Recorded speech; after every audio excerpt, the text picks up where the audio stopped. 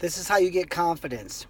Use your practice partners and set a goal to eventually beat them. But in the meantime, just try to close the gap. The problem in wrestling is that you're either a winner or a loser. Well, in track or cross country, if I ran 3 seconds faster than I ever have, even though maybe I got 5th place, I still feel good about it because I got what's called a PR, my personal record. Well, in wrestling, we don't have that. So we have to be a little bit more, we have to use our imagination a little bit and find ways to have success without driving ourselves out of the sport. I've got a dad in one of my practices. I saw him tonight. His face is turning red. And I'm thinking, God, your son's doing fantastic. He's closing the gap. He's beating some great kids. He's really made a big improvement. He's only been in the room probably 4 months. And he's already moved up to our elite rim. And he's doing fantastic. But he's with better kids now. And they're just a step ahead of him. And over the course of a lot of live wrestling, when someone's one step ahead of you, that means a lot. So I'm trying to get him just to understand that. Set your goal to take, this other kid that's better, to take him down 2 times in a row. Now you had confidence. Now you feel good about it. Maybe you say, my goal is to beat you in 9 months. That's okay that you don't win right now. In the weight room, if I can't bench press 200 pounds, but I can do 150, my goal is to be able to do, 170 in, 2 months from now, let's say. But I'm working towards my goal of 200. In wrestling, we have to work towards, we call it closing the gap, which means you're going to have to fail and you're going to have to expect to lose. My goal is not to win tonight in practice against so-and-so. It's only been 3 weeks and, maybe it's someone who destroys me. And so realistically, my goal is not to win. I mean, I would like to, but I know it's probably not going to happen. So I don't even worry about it. I just want to get 4 takedowns tonight, or 2 takedowns, or 2 takedowns in a row. I don't want to get turned. And these are my little goals. They're my building blocks. I'm building myself. So if you set goals like that, I think your athlete's wrestling is going to soar. Because as I said, in wrestling, you're either a winner or a loser.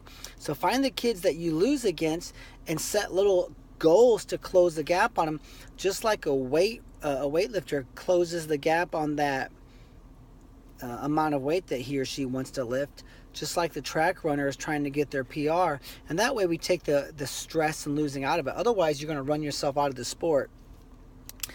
And you do that in practice. If you just wait until matches, you may only get to wrestle these 3 or 4 really good kids once a year. And you might have to wait 5 months before you get to wrestle so-and-so. 5 months, we don't like those gaps of time.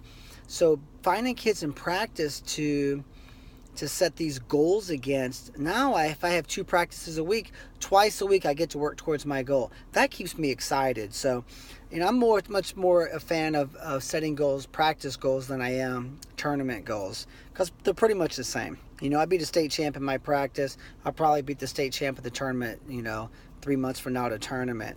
So, another thing is simply this. Expect to stumble. It's okay. I mean, just map it out right now. My goal is to beat so-and-so in 9 months, but tonight my goal is not to get turned and to get 2 takedowns in a row. Didn't happen. I got turned 3 times. Maybe even it was my fault. I made a mistake or something. That's okay. Just write it down. Go back to the drawing board. Maybe get to practice early. Work on that. Think about it on the way to practice next week. Maybe get there early. Drill it again. Try to shore up that position and say, okay, now I'm trying again. And boom, I didn't get turned at all this time by this kid. So now I've overcome it.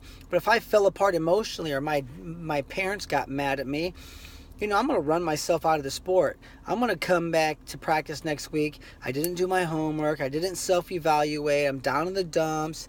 It's just like a downward spiral. So we really want to stay in a good, happy place and be realistic about these things. These kids are good that we're trying to beat. So we're trying to build our personal confidence. And the third thing is when you do accomplish something that's good, feel good about it. Take some time to think about it. You know, maybe when you got your little notebook, you're making your notes about how to beat so and so. You know, you might say, hey, on May 31st, I did it. I got 2 takedowns in a row. I never got turned, and who knows, whatever else good things that happen. And then tomorrow, think about it, and then spend some time being happy and enjoying the moment when you do have some success. You shouldn't just be a slave driver.